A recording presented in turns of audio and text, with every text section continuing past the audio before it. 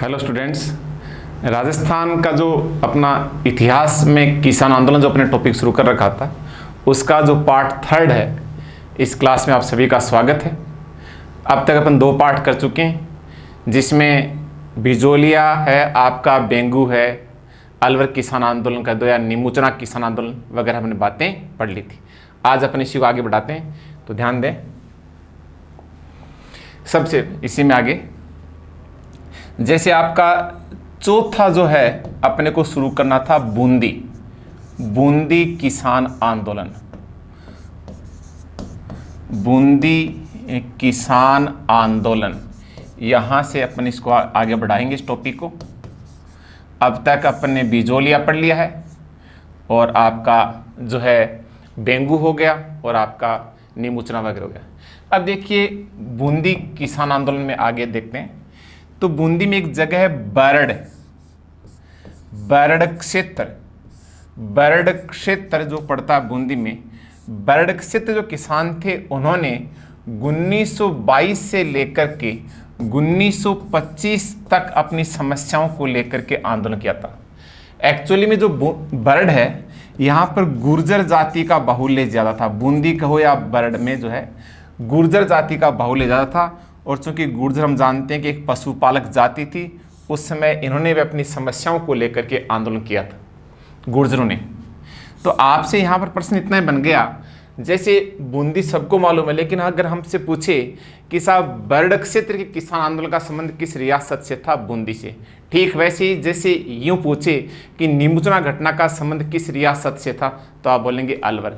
तो वैसे आपसे पूछ सकता है कि जो बरड़ क्षेत्र के किसान आंदोलन का संबंध किस रियासत से था, आपको उत्तर हो जाएगा बूंदी। या यूं पूछे कि बूंदी के बरड़ क्षेत्र में किसानों ने कब आंदोलन किया, तो यहाँ 1922 से 25 के दौरान। लेकिन ये आंदोलन जो ज़्यादा चर्चित जो था वो 1923 में हुआ था। 1923 में क्या हुआ कि एक स्थान है डाबी नामक स्थान पर जो है ना किसानों की एक सभा हुई थी अपनी समस्याओं को लेकर के, या यूं कहो कि करवर्दी के विरोध में। और इसका नेतृत्व करते थे नानक भील ये नेतृत्व करते थे। और एक था देवलाल गुर्जर वगैरह, ये जो लोग थे वो इस आंदोलन का नेतृत्व कर रहे थे। इस सभा की खास बात एक ये भी थी कि इस बार यहाँ पर इस डाबी नामक स्थान पर जो किसानों की करवर्दी के विरोध में एक सभा हो रही थी, इस स्थान पर नानक भील, देवलाल गुर्जर के साथ साथ बड़ी संख्या में किसानों के साथ में महिलाएं बहुत बड़ी संख्या में थी। क्यों? क्योंकि अब जैसे भी हम देखें, चाहे निमुचना हो या कोई स्थान हो, जहाँ भी ये आंदोलन वगैरह होते थे, वहाँ पर पुलिस या सेना आ जाती थी और काफ़ी अत्याचार या दमन की कार्रवाई होती थी। तो इस बार सहयोग के लिए महिलाएं भी अपने हाथ में वही अपना, आप कह सकते हैं कि लाठी भाटा जेड़ी गंडासा लेकर के आ गई कि आप तो अपनी सभा करो और मोर्चा हम संभालते हैं।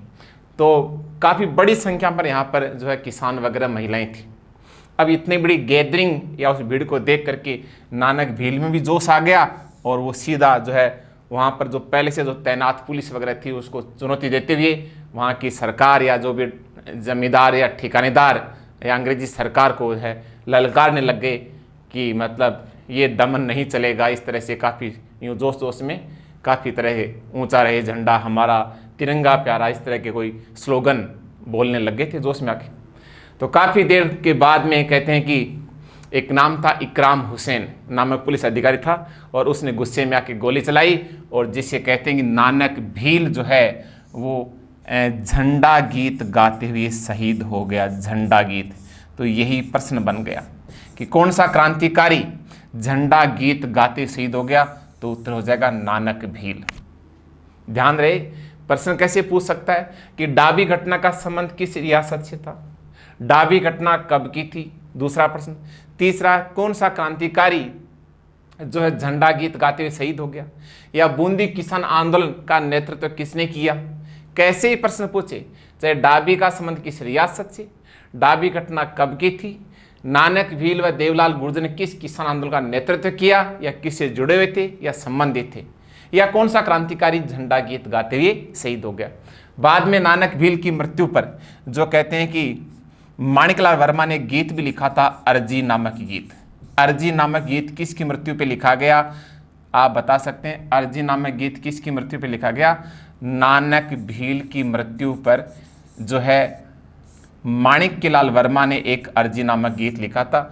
वही माणिक्यलाल वर्मा जो बिजूलिया किसान आंदोलन की सभाओं में अक्सर एक गीत गुनगुनाया करते थे, गीत गाया करते थे। कौन सा? पंछिड़ा। बिजूलिया आंदोलन की जो किसानों की सभाओं में अक्सर वो गीत गाते थे, पंछिड़ा। और यहाँ नानक भील की मृत्यु पर उन्होंने एक अर्जी नामक गीत लिखा था। तो ये छोटा सा आपका बिजूलिया किसान आंदोलन है। इसकी दूसरी खास बात अगर आपसे कोई पूछे तो आप यूँ भी बता सकते हैं कि देखिए, राजपूताना में जहाँ जहाँ किसानों ने आंदोलन किए उनमें सबसे बड़ी जो महिलाओं की सक्रियता या भागीदारी या नेतृत्व देखें तो वो तो शेखावाटी। शेखावाटी के अलावा दूसरा जो बड़ा आंदोलन जहाँ महिलाओं ने बड़ी संख्या में भाग लिया था वो है बूंदी किसान आंदोलन। तो यहाँ पर महिलाओं ने बड़ी संख्या में भाग लिया था, आप बता सकते हैं, या उनकी बड़ी भागीदारी या उनकी बड़ी भूमिका रही थी। रामनारायण चौधरी जिसकी पत्नी नाम था अंजना देवी के नेतृत्व में यहाँ पर महिलाओं ने बड़ी संख्या में भाग लिया था। जैसे आपको बताया था कि बिजूलिया किसान आंदोलन में भी जो है मेवाड़ किसान आंदोलन में भी रमा देवी का बड़ा योगदान था या बड़ी भूमिका थी। ऐसे हम कई नाम यहाँ पर शेखावाटी आंदोलन में पढ़ेंगे या सुनेंगे, देखेंगे। तो यह आपका हो गया बूंदी किसान आंदोलन। एक बार दोबारा रिपीट कर दूं, अगर आपसे पूछे पहला क्वेश्चन जो आपके सामने बनता है कि बरड क्षेत्र के किसान आंदोलन का संबंध किस रियासत से था, उत्तर हो जाएगा बूंदी। दूसरा, ये आंदोलन कब किया, इसका टाइमिंग आपको ध्यान है, यदि पीछे के पेपर पढ़े थे तो पिछली बार जो है फर्स्ट ग्रेड में किसान आंदोलन को लेकर के 4 जो आंदोलन थे उनके टाइमिंग यानी उनके सन का उनका मैचिंग करवाया गया था। तो टाइमिंग मालूम होना चाहिए। यह आंदोलन, ये बरड की घटना वाला मूवमेंट काफ़ी लंबा चला था और ये कब का था। और यहाँ बड़ी भूमिका किस जाति थी? गुर्जर जाति की। और गुर्जरों की समस्या क्या थी? पशुपालक जाति थी। तो सरकार ने कई टैक्स वगैरह लगा दिए जिससे वो नाराज थे, तो उनको हटाने या उनको कम करने की मांग कर रहे थे। फिर उसके बाद में डाबी। तो डाबी घटना कब की है, आप बता सकते हैं? 1923 की। डाबी नामक स्थान पर किसानों की सभा किसके नेतृत्व में? नानक भील और देवलाल गुर्जर। बड़ी संख्या में किसानों के साथ महिलाएं भी थी और बड़ी संख्या जो थी सभा में जोश में आकर नानक भील ने कहा, सरकार को चुनौती दी, ललकारा और काफ़ी गीत गाए, जैसे झंडा ऊंचा रहे हमारा तिरंगा प्यारा विश्व विजयी हैं, इस तरह के गीत गाए। तो कहते हैं वहीं जो पुलिस जो अधिकारी था इकराम हुसैन, उसने गोली चलाई जिसमें नानक भील झंडा गीत गाते शहीद हो गया। और नानक भील की मृत्यु पर माणिक्यलाल वर्मा ने गीत लिखा था अर्जी नामक। वही माणिक्यलाल वर्मा जो बिजूलिया किसान आंदोलन की सभा में कौन सा गीत गुनगुनाते थे, आप बता सकते हैं? कौन सा बताएंगे? पंछिड़ा। आगे बढ़ते हैं।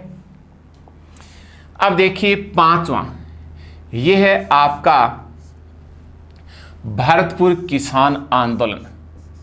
भरतपुर किसान आंदोलन, यहाँ भी देखिए, अब इनमें कोई लंबी चौड़ी कहानी नहीं है, बस एक ही दो बात आप सुनेंगे या पढ़ेंगे। एक्चुअली में क्या 19 बात है 1931 की। 1931 में भरतपुर के राजा या वहां की सरकार ने या ब्रिटिश हुकूमत ने नया भू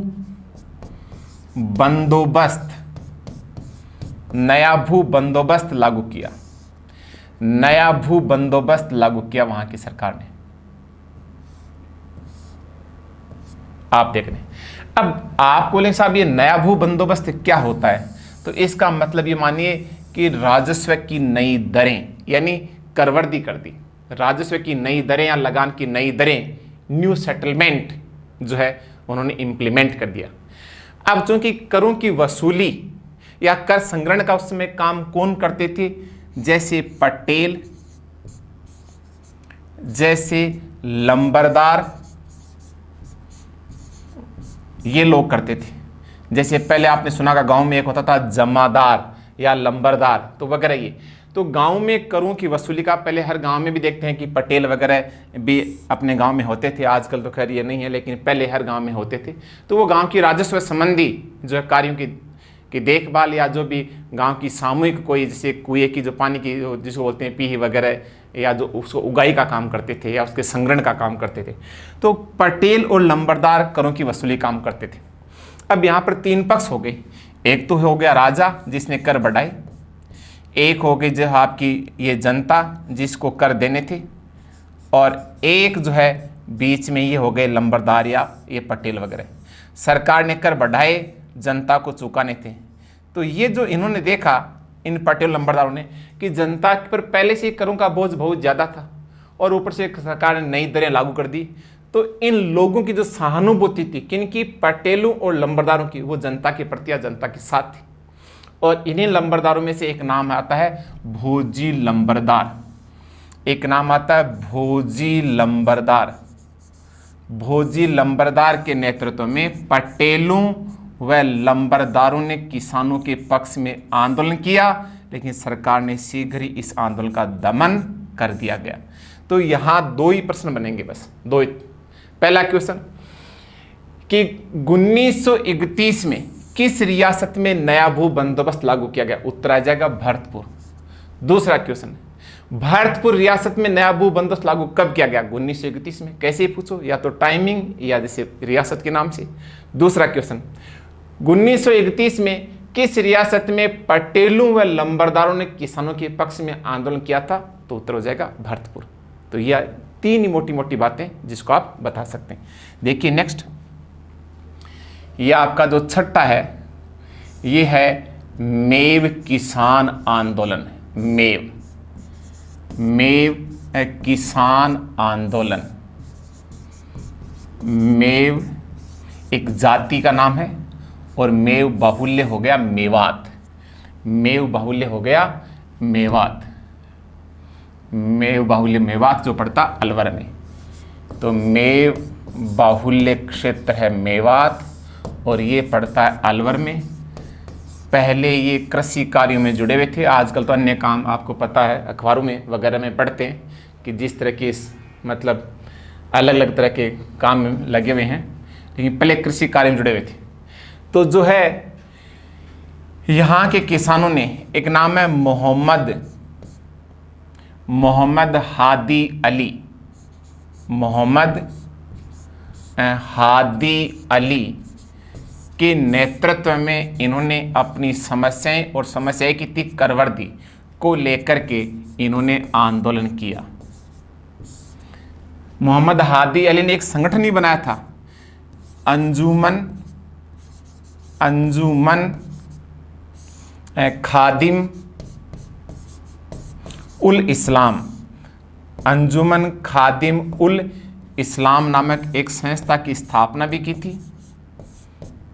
ये ठीक वैसे ही है उन मुसलमानों के हिसाब से जैसे बिजोलिया किसान आंदोलन में हमने देखा था कि साधु सीताराम दास ने किसान पंच बोर्ड की स्थापना की थी, और आपने जानते हैं कि जो विजय सिंह पथिक द्वारा ऊपरमाल पंच बोर्ड का गठन किया गया था।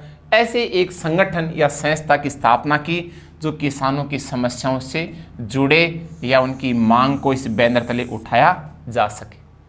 लेकिन आगे चलकर यह आंदोलन शीघ्र क्या हो गया, सांप्रदायिक हो गया था। सांप्रदायिक, कम्युनल हो गया था। सांप्रदायिक का मतलब अपनी जो समस्या थी किसान, करवर्दी, लगान वगैरह, उस समस्या से तो ये भटक गया, और यानी हिंदू और मुस्लिम दंगों के रूप में ये ज़्यादा मतलब यूँ कहीं कुख्यात हो गया था। आपस में हिंदू मुस्लिम दंगे हो गए थे। राजपूताना का एकमात्र किसान आंदोलन जो आगे चलकर सांप्रदायिक हो गया वो कौन सा था, मेव किसान आंदोलन। तो आपसे प्रश्न पूछे मेव किसान आंदोलन का संबंध कहाँ से, अलवर से, क्योंकि मेव जाति का थोड़ा बहुत इसका प्रचार मतलब जो था वो भरतपुर में भी था, इसका फैलाव वगैरह, इवन इसका गुड़गांव तक, अलवर से आगे वहाँ तक भी था, गुड़गांव यानी हरियाणा तक, जहाँ जहाँ ये जाति थी वहीं इसका ज़्यादा जो है इसका विस्तार या फैलाव था। इसको ओनली अलवर तक नहीं कह सकते, हालांकि बाहुल्य अलवर में था, लेकिन मेव किसान आंदोलन जहाँ जहाँ मेव का जो संख्या थी उस वहीं ये ज़्यादा आंदोलन उग्र हुआ, सक्रिय हुए ये लोग। तो प्रारंभ में तो अपनी समस्या वो खेती बाड़ी, करवर्दी, लगान के खिलाफ थे, लेकिन आगे चलकर ये हिंदू मुस्लिम दंगों के रूप में बदल गया आंदोलन। और चूंकि ये एकमात्र आंदोलन था राजपूताना का जो सांप्रदायिक था, वो कौन सा था, मेव। तो ये घटना कब की है, 1932 की है। 1932 में हादी अली के नेतृत्व में मेव ने आंदोलन किया था।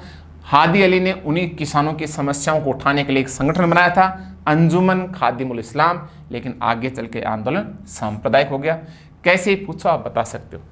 अब देखिए लास्ट नंबर 7, जिसका आपको इंतजार है क्योंकि ये आंदोलन अपने से जुड़ा हुआ है, और ये जो आपका आंदोलन है इसका नाम है शेखावाटी कह दो, चाहे आप इसको सीकर कह दो, सीकर, क्योंकि शेखावाटी में आपका सीकर आ गया, आपका झुंझुनू आ गया, आपका चूरू आ गया, इन तीनों को मिला के शेखावाटी बोलते हैं। लेकिन इसका मुख्य केंद्र जो था सीकर था, सो हम इसको सीकर के नाम से जानते हैं। और वही बात, चाहे आप इसको जाट किसान आंदोलन कह दो, क्योंकि यहाँ जो है जाट जाति की भूमिका ज़्यादा थी। जिस प्रकार बिजोलिया में जो थे आपके धाकड़ थे, जैसे आपके बूंदी में जो थे वो गुर्जर थे, जैसे अलवर भरतपुर में कौन थे, मेव थे। तो हर किसान आंदोलन में एक जाति विशेष की भूमिका रही थी। तो शेखावाटी कहें खासकर जो सीकर इसका मुख्य केंद्र था, यहाँ बड़ी भूमिका जाटों की थी, सो इसको जाट के नाम से, तीनों का एक ही मतलब है। अब देखिए हमको मालूम है कि सीकर का जो राजा था उसका नाम था कल्याण सिंह, श्री कल्याण सिंह, श्री कल्याण सिंह, श्री एस के, जो भी स्कूल कॉलेज इसी के नाम से थे, श्री कल्याण सिंह, यानी एस के नाम इसलिए वो प्रचलित हुआ था, ज़्यादा चर्चित हुआ था। तो सीकर के राजा कल्याण सिंह ने अचानक जो कर थे उन्हें 25% की वृद्धि कर दी थी। इसके खिलाफ किसानों ने आवाज़ उठाई।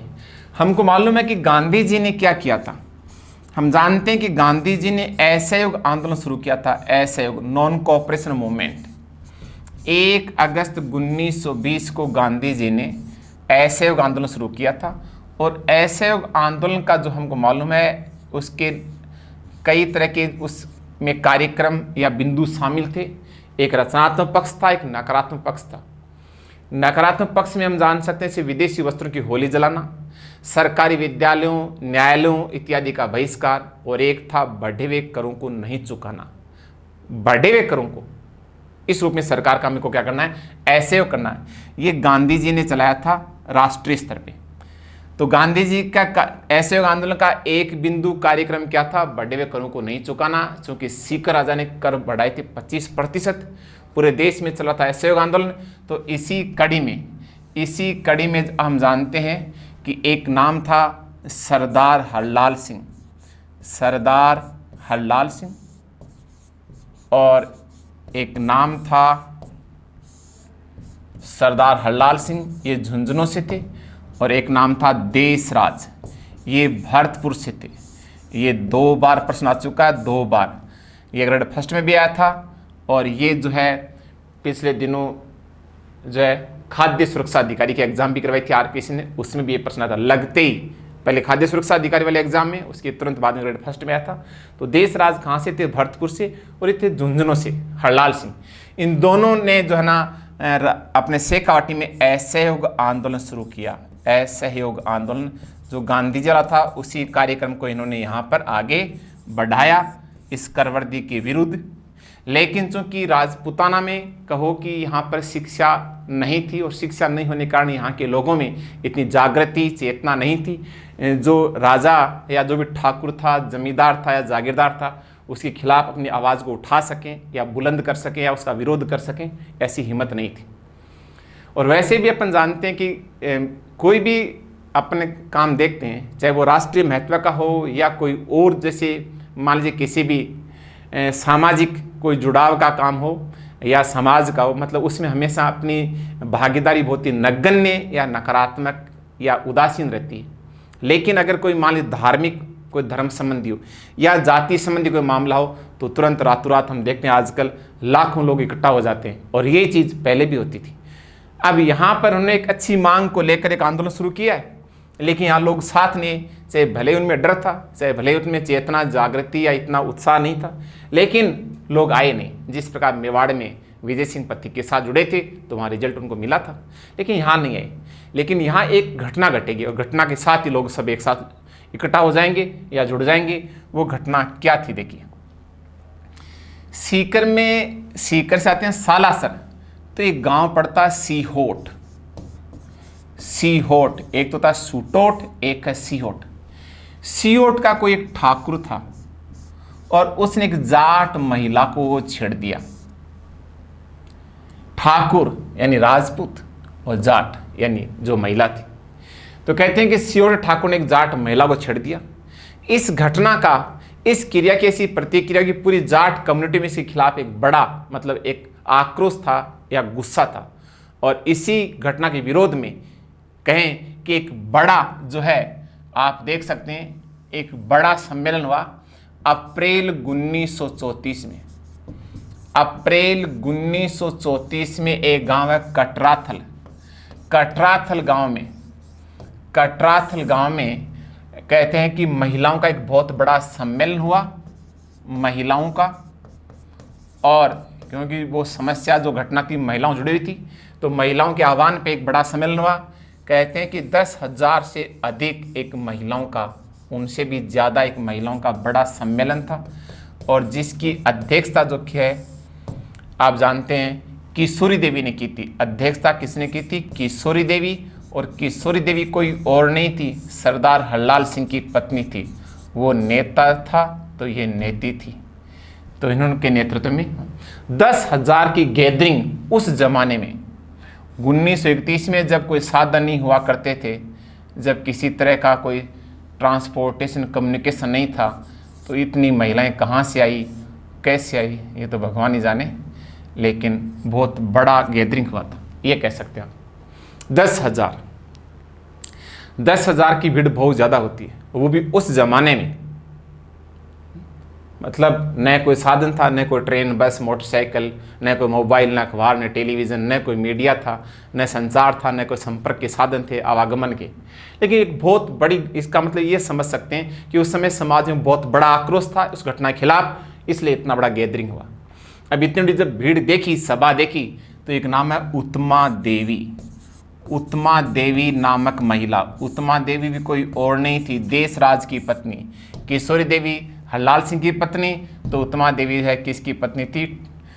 देशराज की। इसने ऐसा जोशीला भाषण दिया, ऐसा जोशीला भाषण दिया कि महिलाओं में उत्साह भर दिया, महिलाओं में उत्साह भर दिया। सब कहने लग गई, मर जाएंगी, मिट जाएंगी, कुछ भी कर जाएंगी, ए वतन तेरे लिए। तो इस तरह का जोश महिलाओं में उस भीड़ में देखा। तो वहाँ जो आसपास जो पुलिस वगैरह जो खुफिया कहते हैं, जो सादी वर्दी में तैनात होते हैं, जो पल पल की रिपोर्ट जो है पुलिस मुख्यालय के या यूँ कहें कि जो सरकार को देते हैं, ऐसी इस बड़ी गैदरिंग महिलाओं की जोश, उनके हुंकार, उनके गुस्से, उनके आक्रोश को देख करके जो कहते हैं कि तुरंत जो है ये खबर जो है एजीजी के पास पहुँच गई। राजपूताना का सबसे बड़ा अधिकारी अंग्रेज ये था। एजीजी ने ये खबर पहुँचा दी तुरंत जीजी को, और जीजी से खबर होते पहुंच गई भारत सचिव, जो कहाँ बैठते? लंदन में बैठते थे। या यूं कहें इसी बात को दूसरे शब्दों में कि लंदन से एक अखबार निकलता था, लंदन से, और उसका नाम था डेली हेराल्ड। डेली हेराल्ड नामक समाचार पत्र ने इस घटना को प्रमुखता से छापा था। कई बार हम सुनते हैं वगैरह में टीवी कि जैसे आता है कि ये मामला संसद में गूंजा, संसद में उछला, सदन में अखबार की प्रतियां लहराई, कई बार देखते हैं। तो इसका मतलब कोई घटना होती है जिसपे सदन का पूरे का ध्यान आकर्षण करने के लिए ऐसा करते हैं। तो वहाँ का जो लंदन से प्रकाशित हुआ डेली हेराल्ड नामक समाचार पत्र ने इस घटना को बड़ी प्रमुखता से छापा था, इसको उठाया था।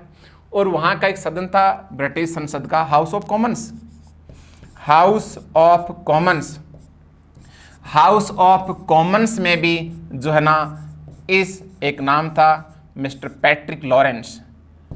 मिस्टर पैट्रिक लॉरेंस जो वहाँ के थे हाउस ऑफ लॉर्ड्स, वहाँ के सांसद, उसने भी इस मुद्दे को प्रमुखता से उठाया था।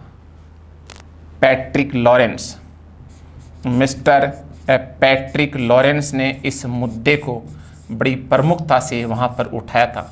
यानी यूँ पूछ सकते हैं कि राजपूताना का एकमात्र किसान आंदोलन, राजपूताना का एकमात्र किसान आंदोलन जिसकी गूंज हमें ब्रिटिश संसद में सुनाई दी, तो उत्तर क्या आएगा? उत्तर आएगा शेखावाटी किसान आंदोलन ही आएगा।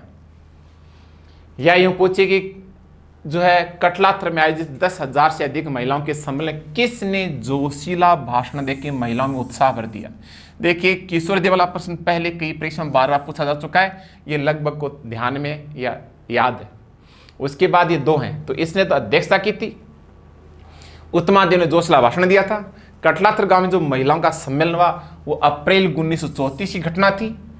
और यूं पूछे कि राजपूता ने किस समाचार पत्र को लंदन से प्रकाशित होने वाले डेली हेराल्ड नामक समाचार पत्र ने प्रमुखता से छापा?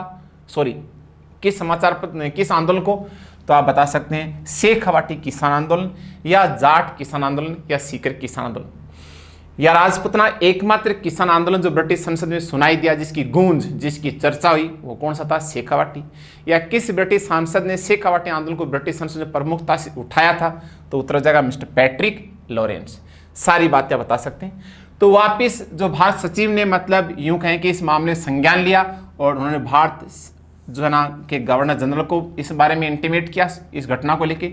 गवर्नर जनरल राजपूता ने गेजी को कहा कि कुछ भी किया जाए लेकिन इस आंदोलन को शांत किया जाए। तो ब्रिटिश सरकार का दबाव था और अंततः जयपुर की सरकार ने 1945 में हीरालाल शास्त्री की मध्यस्थता से और इनकी सरकार और किसानों के बीच में, और यह आंदोलन समाप्त हुआ। इस आंदोलन की बहुत सारी बातें हम लास्ट में पढ़ेंगे, अभी तो इस ग्रुप में पढ़ रहे हैं। फिर हर आंदोलन को जो बोलते हैं जिनको महत्वपूर्ण तथ्य, कुछ खास इंपॉर्टेंट फैक्ट्स, वहाँ भी इससे जुड़ी हम कई बातें और पढ़ेंगे। तो अपन ने यूँ देखें कि जो अब किसान आंदोलन में अपन आदिवासी वाले में आएंगे, लेकिन आदिवासी में आने से पहले अपने ये जो किसानों कौन कौन से पढ़े वो मैं एक बार रिपीट कर दूं। जैसे अपने पढ़ा बिजोलिया किसान आंदोलन, पढ़ा, ये 1897 में शुरू हुआ था। उसके बाद अपन ने दूसरा पढ़ा बेंगू, और जो बेंगू वाली जो आंदोलन की घटना है ये आपकी 1921 की है। फिर अपन ने पढ़ा अलवर कह दो चाहे नीमू चना कह दो, ये 1925 में पढ़ा। इसके बाद में अपन ने पढ़ा बूंदी, और जो बूंदी वाली है ये अपन ने पढ़ा था 1925 तक था, इसलिए इसको आगे लिखा था। चूँकि डाबी घटना 1923 की है, और इसी में देखिए बर्ड तो वो 1922 से 25 के दौरान है, अपन ने देखा था। इसके बाद फिर अपन ने पढ़ा आपका भरतपुर किसान आंदोलन, और भरतपुर किसान आंदोलन पढ़ा था 1931 में। और फिर पढ़ा आपने मेव, और मेव किसान आंदोलन जो है आपका ये घटना 1932 की। और लास्ट जो है आपका नंबर 7, ये अपन ने पढ़ा शेखावाटी, और शेखावाटी आंदोलन के बारे में ध्यान दें। ये आंदोलन वैसे तो 1920 में गांधी जी ने असहयोग आंदोलन शुरू किया था राष्ट्रीय स्तर पे। हमारे राजपूताना में 1922 से शुरू हुआ था सरदार हरलाल सिंह और देशराज के नेतृत्व में, लेकिन ज़्यादा चर्चित लाइमलाइट 1934 में हुआ था। ये बात परीक्षा में पूछी हुई है। तो ये 97 से लेकर के अपन राजपूताना के प्रमुख क्षेत्रों के आंदोलन अपन ने पढ़ लिए। अब अपन पढ़ेंगे आदिवासी किसान आंदोलन, ये अपन अगली क्लास में देखेंगे। टॉपिक को अगर आप ध्यान समझेंगे तो आप सारे प्रश्न कर सकते हैं इसको, और आप नोट्स बना के इसको दोबारा रिवाइज कर सकते हैं। तो मैं समझता हूँ कि शायद आपने अच्छे से इसको सुना होगा और समझा होगा। तो ओके, बहुत बहुत धन्यवाद। और अगर आपको पसंद आई वीडियो तो इसको लाइक और शेयर जरूर करें। Thank you.